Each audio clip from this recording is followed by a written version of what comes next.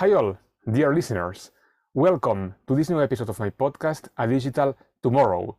Today I'm joined by Dr. Millie Perry. Dr. Perry wears many hats. She's going to tell you more now about everything that she does. But just to summarize it, among many other things, she's the founder of DAO for DAOs. And she's actually an expert both from a research and practical side on the areas of governance, ecosystems, DAOs, and blockchain. So without further ado, I would like to thank you, Millie, for coming to my show, and I'm sure it's going to be a very interesting discussion. Thank you for having me. Well, the pleasure is absolutely mine, and I think that given your interesting journey, and given as well all these hats that you're currently wearing, I think it would be interesting maybe to start with your personal journey. So if you could please share with my listeners a bit more about your journey, what made you decide to enter the blockchain world, anything that you want to share. Yeah, sure.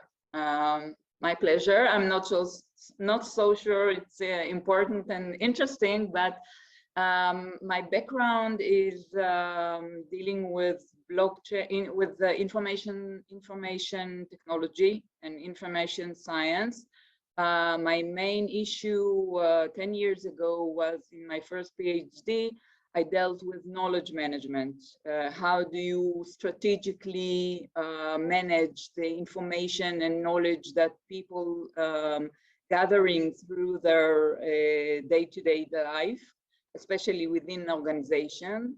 And a few years ago, I went to have another PhD research dealing mostly in art economy, in the industry of art. And finally, I came towards research about a commercial or trade zone, free zone, that their main target was art. It was a free port for art, wealthy people that stores their art in specific places. And we were looking for a policy vehicle that would allow us, in one hand, to transparent all the regulatory issue that and information that regulators need, like anti-money laundering, know your client, and others. And in the other hand, we'll keep the collectors' identity anonymity or anonymous. And I fell into this blockchain rabbit hole, and I understood that this technology is tremendous, and it will really change the world. And it fell very it was very adequate with my research about organization and their control and command processes, and the need to use more technology, but to engage people within this arena in order to gain and succeed in those organizational targets. And it was mind-blowing for me to see the potential, to see the values, to see the idea that blockchain brings to the economy. And I was captivated, and I'm dealing with blockchain 24/7 for the last 4.5 years. I'm teaching at the academia business program. Usually I'm teaching the tomorrow's managers and directors about blockchain values and blockchain options. And I'm engaged with some expert group worldwide dealing with governance, mainly with governance, but with supply chain as well, and others. And I'm very much involved in startups and in some investment, not in coins, but in the technology.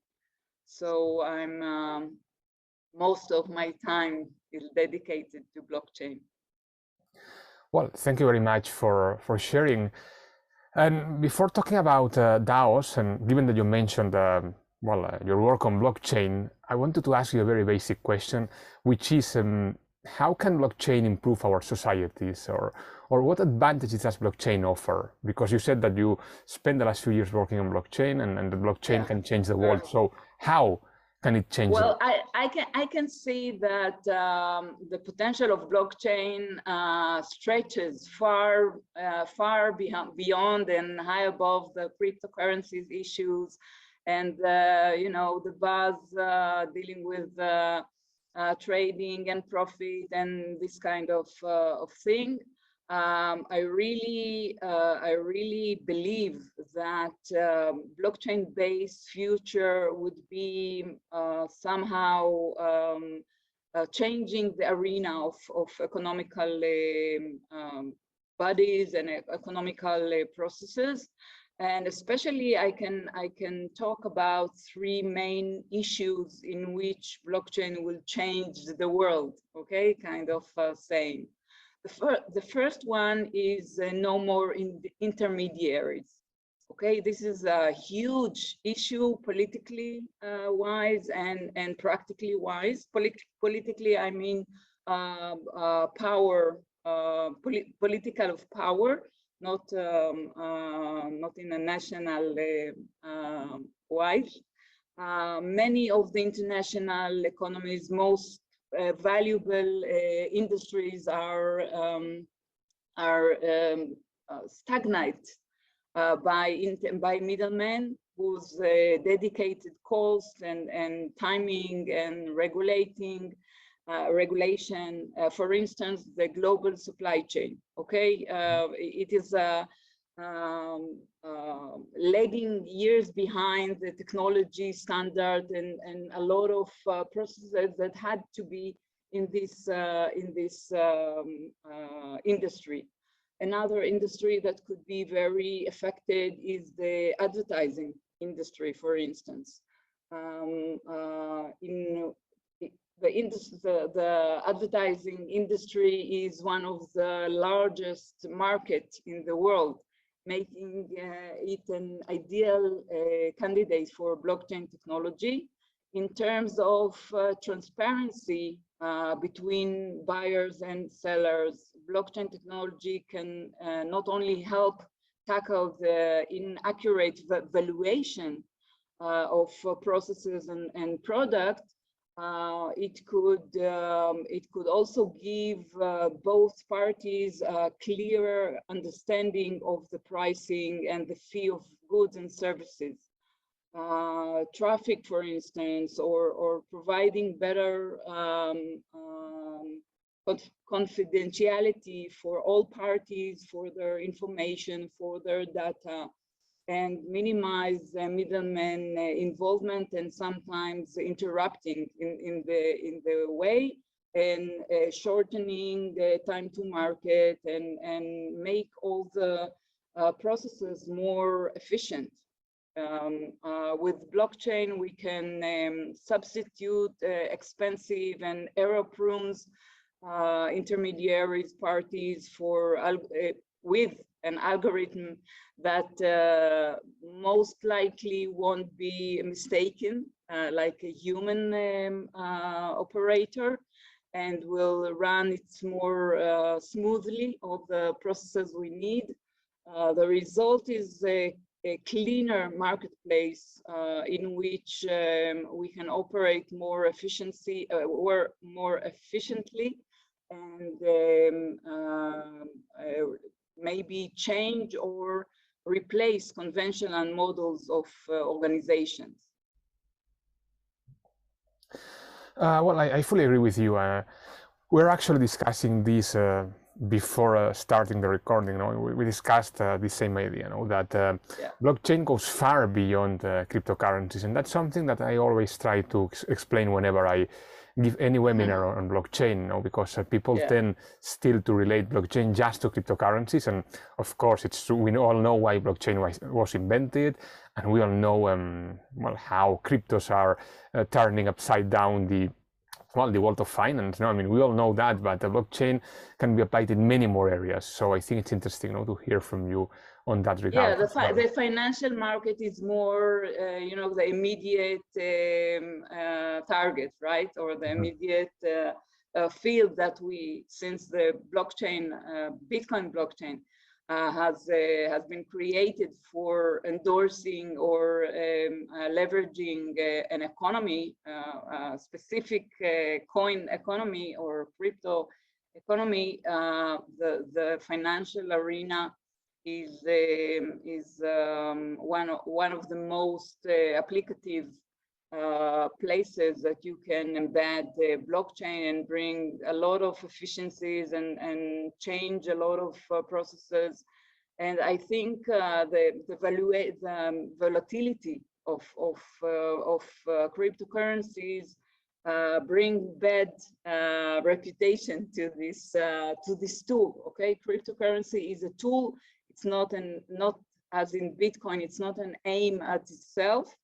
In blockchain technology, it is a protocol or a tool that we use it for monetization and for value creation or value transfer. And there are so many innovation in this area. Once we will keep it in its place as a tool and not as a vision or aim, end aim to itself. And I think it could be very, as we could see in the NFT market, it could change industries upside down, the economic model, and the communication model. A lot of issues could be changed and renewed and innovate in an industry once you could think of the right application of blockchain or a specific protocol within those processes. Mm-hmm. I fully agree.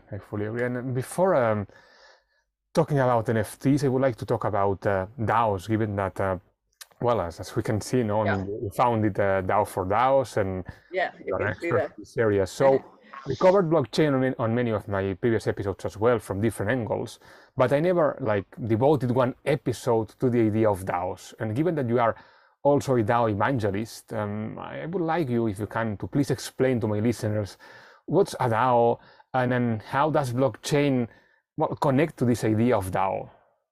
Yeah, well, I'm very happy to talk about DAO because I believe that DAO is the real killer application of blockchain.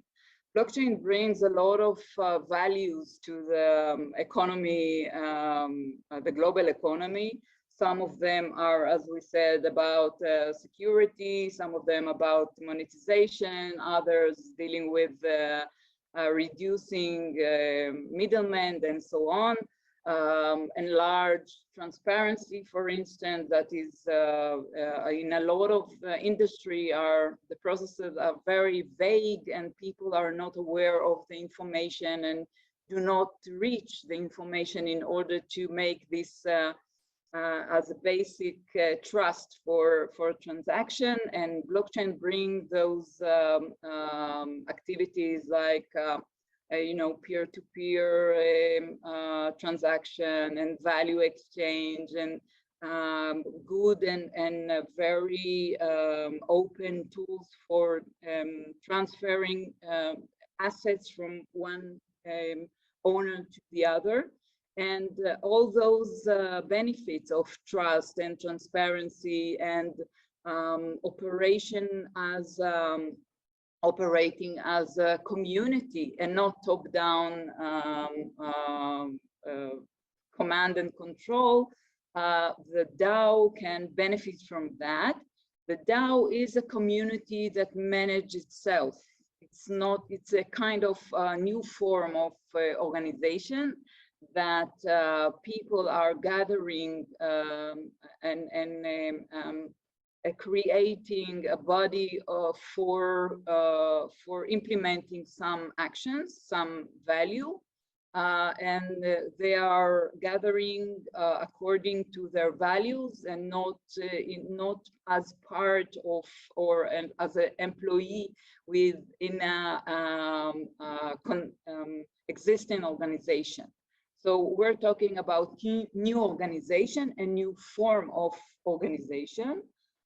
The idea of DAO, that it's an organization or a community that is operating smart contract in order to control and coordinate their activities, has been brought to the world in 2016 with the creating of Ethereum and the smart contract. And as DAO is a couple of smart contracts in place in order to coordinate operation of humans, you can use it for a variety of targets. The one that has been created in the DAO, the first DAO was called the DAO, and it was created by some initiator from Germany, if I'm not wrong. The original DAO was an organization that was designed to be automated in some of its operation, decentralized, that no one person or one body could operate the organization by itself in his view. And it acted as a form of venture capital. I mean, the people bought the token in order to participate in this venture capital and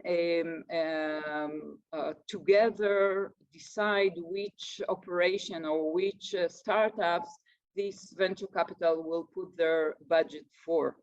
And there were some processes that people use outsource, for instance, in order to see whether the startups that came to vote were operating in specific ways that has been required by a regulator and so on.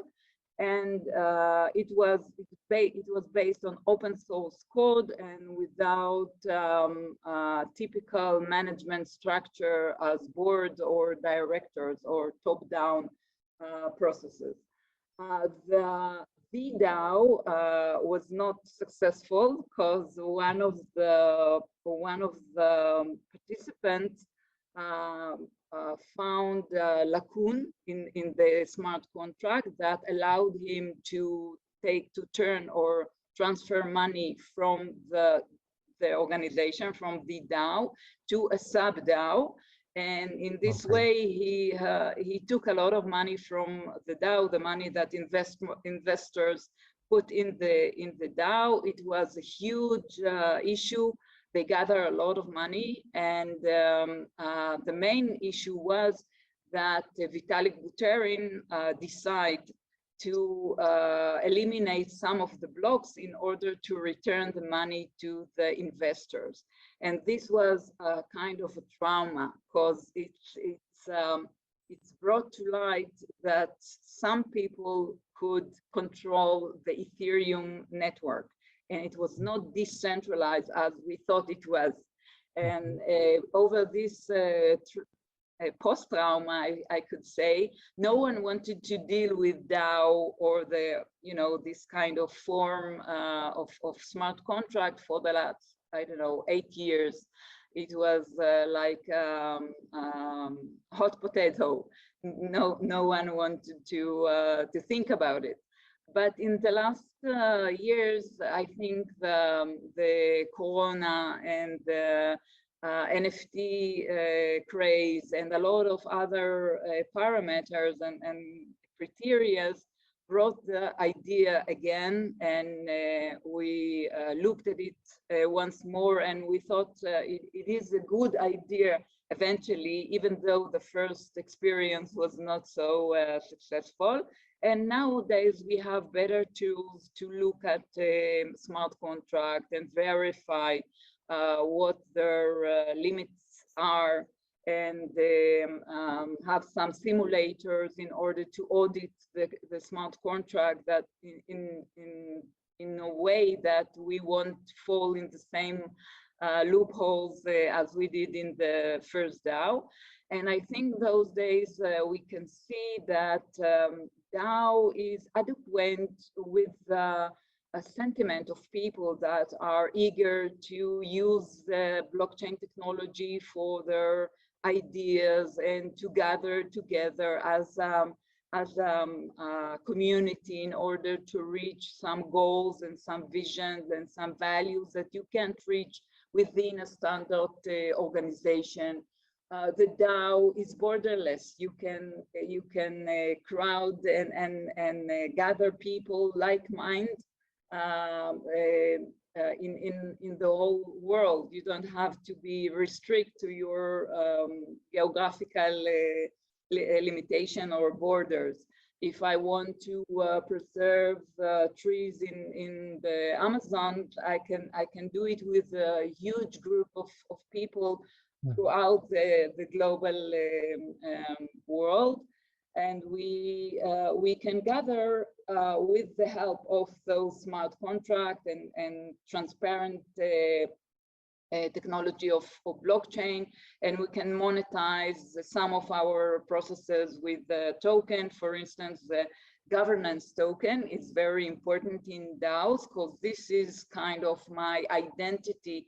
It comes, of course, with my signature, my private key from my wallet, and it gives me the opportunity to exercise my voting rights, okay, my ownership, my share in the DAO, and I and every other member of the DAO could raise some ideas in the form of proposal. If I think that in order to gain the target of reserving Amazon's trees, we need to, I don't know, publicize some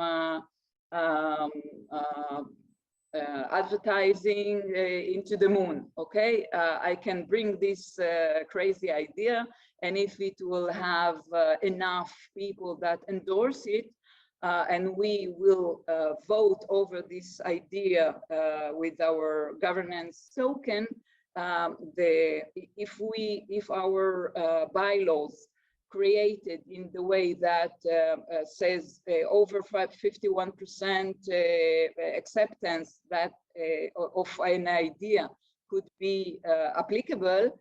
So if enough people will endorse my idea, I could have the mandate to have this project and to implement it. And in some DAOs, I can earn cryptocurrencies or some money for my job.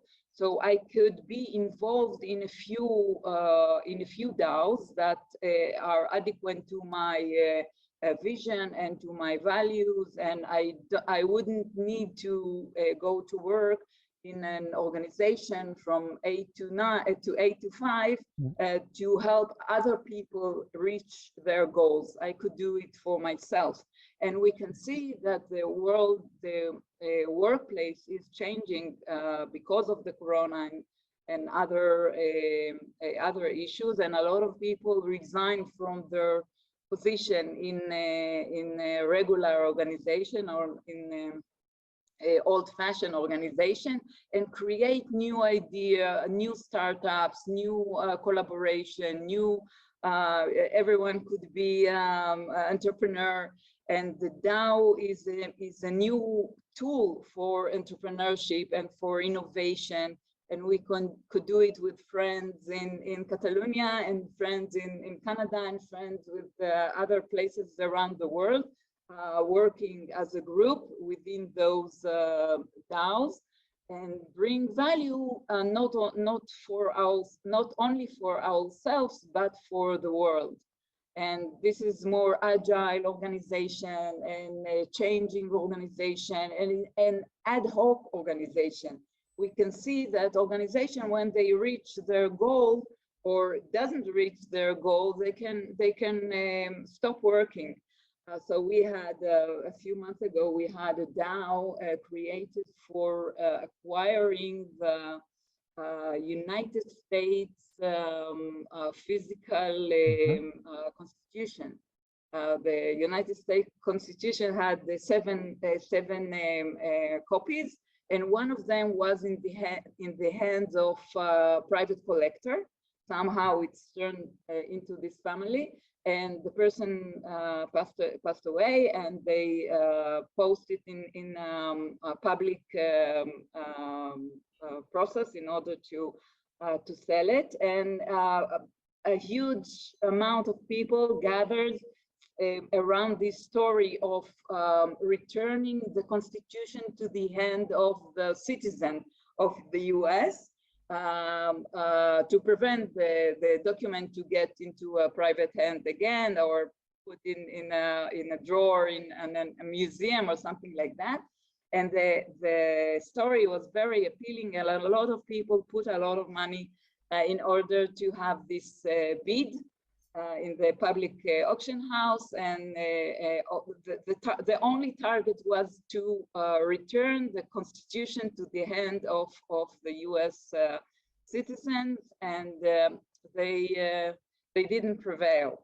The reason they didn't prevail, it's important as well, because the smart contract in which they put their token in and use it as a treasury had about, I think, $50 million. And the other side of this bid, the person that succeed in this build could see how much money they have, and he could give his bid, I don't know, $1 above this treasury. So the transparency sometimes could be, I don't know, a pitfall. Okay, so this Constitution DAO did not succeed in its goal, but the token, the treasury token, or the governance token, its value triple its limit.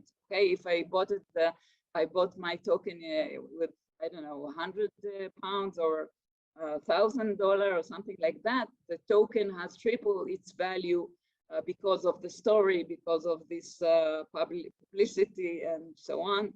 So they didn't succeed, but we can see that it turned as a way of gathering not only crowdfunding, but gathering people like mind in order to gain some target.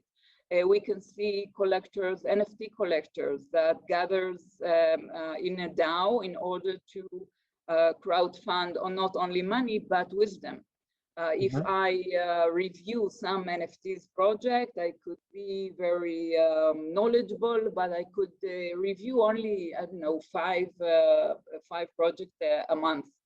But if we gather some NFT collectors, and each of us has his own view and his own wisdom and experience, we can make better decisions. Our coordination of decision will be better than we do it by ourselves in a private mode.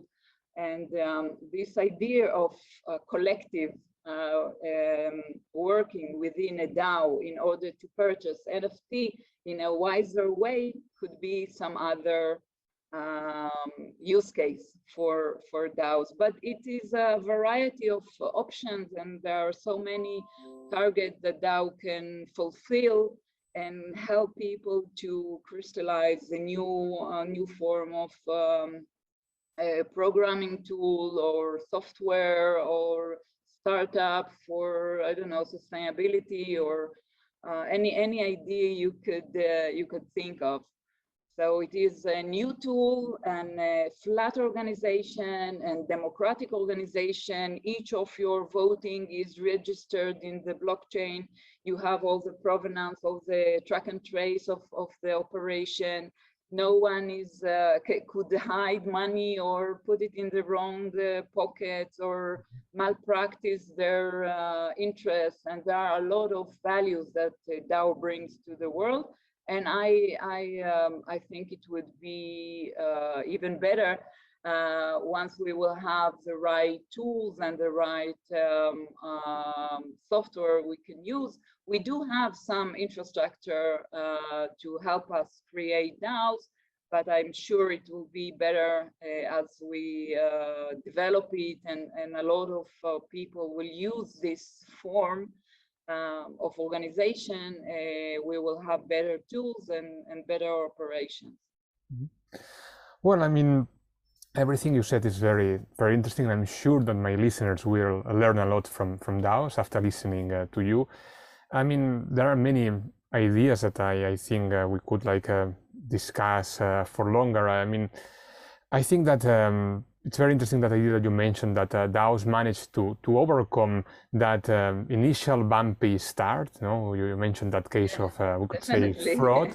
So see that that they managed to overcome that. It's quite interesting, no? Because normally a case like that one may kill an idea, no? But in this case, it's good to see You're that right. they managed to return and survive and thrive the way they are doing today. So it shows that there is an actual use case for that. No? It shows that DAOs are not just one more hype, no, but something I think that very real. I would mention as well that this idea of community as well is very interesting, no?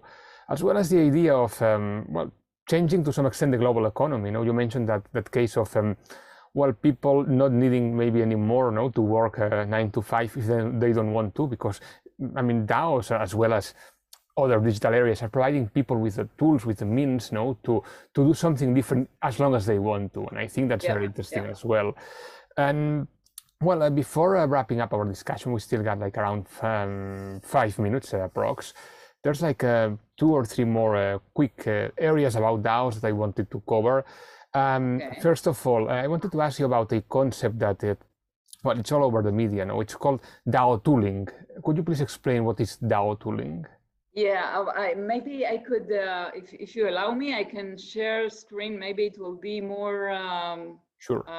Helpful for understanding. I don't have the permission. Sure, please. Oh, okay. Once. I think it would be a more visual explanation. Yes. Okay. Should be okay now. Yeah, just you know, DAO looks like a very good idea, but it's not very, you know, it's not a walk in the park. It's an organization and coordination with a lot of people. Usually the command and control old-fashioned organization are more easy to operate. If we could have a look on some of the processes that DAO should have in place, we can see we have a lot of processes. We need to deal with the community. We need to support the community. We have to design the community. We have to translate, to gather the knowledge. We have to moderate. We have to have the documentation in place. We're dealing with people. We have to have recruiting somehow, or onboarding, or compensation, or bring some benefit to those people. We need some engineering processes if we deal with software, dealing with protocols and auditing and analytics and development. If we create some product, we need to test it. We have to design it. We have to integrate. Each DAO have a treasury, so we have to have budget for a specific operation. We have to have grant. We have to have reporting. We have to handle this money. We have to put it in a specific place. If we deal with the PR and marketing of our operation, we have to brand it, we have to communicate it, we have a strategy, we need to have a strategy for that. And we have to have publication in social media in order to gather people to this DAO. And we have some processes of business development as any other organization, and we have to deal and target growth and exchange listings and deal flow and others. And we need to collaborate between DAOs, DAO to DAO or sub-DAOs. All those operations need tools because we don't see people face to face usually, and some of the members are anonymous. They are anonymous, all right. We don't know them. We only know their. They are for us could be only a wallet. Okay, we could talk to them in communication channels, but we don't know the person, right? And we do still have to work together in order to get our goals. And all those operations need application, okay? It could be desktop application or cellular application, but we need those tooling. Those are the tooling for DAOs. So we need tooling for treasury in order to have escrow and to put the money in a specific place that everyone can look at it, and in application that could be the place where the treasury preserved. We have to have reporting tool for reporting how much money we spend, how much money we have, and how much money, what is the flow, do we earn some money, or we only have tokens, new tokens requiring into the treasury and so on. All of these processes need some tools in order to operate. So a lot of startups create tooling for onboarding and tooling for community and tooling for marketing and so on. And we have a variety of tooling in place, and a lot of others are developed. And those tooling should talk to each other, because if we're handling our treasury, we need to broadcast it to the community and connect it to the business development and so on. It's not very easy to do, okay? Because it's not a usual or standard organization that you have in all the toolings in place and all the software in place that usually are operated with those processes. So it is an issue in the DAO arena. All the tools you need in order to collaborate, in order to coordinate with the people within your DAO. And before wrapping this up, I wanted to ask you, like, very quickly, if we've ever seen two DAOs merge. I mean, has this ever happened? Do you think, or this will happen soon if it hasn't? Well, each DAO is created for a certain purpose, okay, with people that gathered around this aim. If the aims are somehow collaborate or could benefit from this merger, it could be, okay. But it's not, I didn't heard of any merging, but I'm sure it could be a way of operating if, you know, two separate DAOs crystallize themselves into parts of the universe, and they can see benefit of operating together. Maybe they will collaborate or coordinate and won't merge to each other, but maybe it could be a way of operating. Some other more useful way is to create a DAO, and within a DAO, if it's a DAO with a lot of members, you can create sub-DAOs. a specific, like units in an organization, a specific unit that deals with the promotion and marketing, another a unit or sub-DAO that dealing with the technical issue, another one dealing with the law and tax and so on, registry issues, and a lot of specific capabilities or knowledge of the members that brings value to the DAO and could be created and crystallized as they have specific aims within their sub DAOs that brings value to the largest organization. So it could go both ways, but it's more likely that a DAO would have sub DAOs than two DAOs will merge. But never say never. I see. Well, thank you very much for sharing this, and we are actually running out of time, so I'll need to wrap up this episode, but I think that my listeners will learn a lot from listening to you. I mean, I did learn a lot from you when it comes to blockchain in general, but also when it comes to DAOs. I think that DAOs is a very interesting area. It has a huge potential, so being able to learn more about it from someone like you, a DAO evangelist, someone who works like on your day-to-day on this topic, has been a very interesting experience. So for that and for your time, I would like to thank you. Thank you for having me. It was a pleasure being here and talk about DAOs. No, it's been my pleasure, and I look forward to hosting you again in the future, because these topics, anything related to blockchain and DAOs as well, are very fast changing now. So I'm sure if we reconvene in, let's say, half a year or 1 year from today, things will be quite different. So I'm looking forward not just to posting this episode, but also to hosting you again in the future. My pleasure. Thank you very much. And well, to all my listeners, thank you very much as well for listening to this episode with me and Dr. Millie Perry. And please stay tuned for the next episodes. Thank you very much and see you soon. Bye.